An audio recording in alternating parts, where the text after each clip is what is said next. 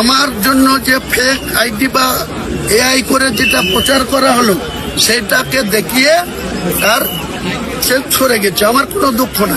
আমি বলছি আমার 181টা প্রার্থী থাকার কথা ছিল, আর ওর 14 ধরে 200 কাছাকাছি। আপনি বুঝতে পারছেন, 181 আর 14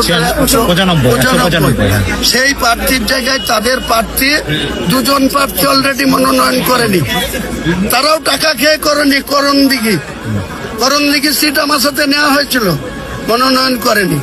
আসাদুল টাকা খেয়ে তার করার কথা ছিল এতে সুতিতে, সে অন্য একজন মাল খেয়ে অন্য একজনকে নিয়েছে লাল মধ্যে। এবং আমার কাছে ফোন রেকর্ড আছে। আদিল হোসেন আমাকে বলছে সুতিটা আপনি নিয়ে নেন, পারতেন নেবো না, আপনি নিয়েছেন, আপনার দাম দরে বোধহয় অসুবিধা হচ্ছে। লাস্ট মুহূর্তে আমাকে বললে আমার কাছে প্রার্থী রেডি নাই, আমি রেডিমেড প্রার্থী করবো না। ওরা একটা রেডিমেডকে ধরে নিয়েছে, তার সাথেও টাকা নিয়েছে, দিয়ে ওখানে দাঁড় করিয়ে দিয়েছে।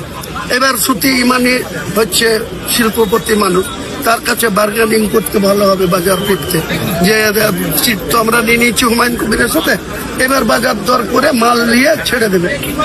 ইমরান সোলাঙ্কি 20 কোটি টাকা চুক্তি হয়েছে, 2 কোটি টাকা পেমেন্ট নিয়ে নিয়েছে কার কাছ থেকে? খলিলুর রহমানরা পাই দিয়েছে, এবার বাকিটা মুখে মুখে দিবে। আর দিবে না, ডেট তো পার হয়ে গেছে, আর তারা সাকসেস, তাদের প্ল্যান সাকসেস, যে হুমায়ুন কবিরের সঙ্গে আসাদুল্লাহ ওয়াইসির যে জোট হয়েছিল সেই জোটটাকে ভেঙে দাও, তাতে হুমায়ুন কবিরের কাজ কলা।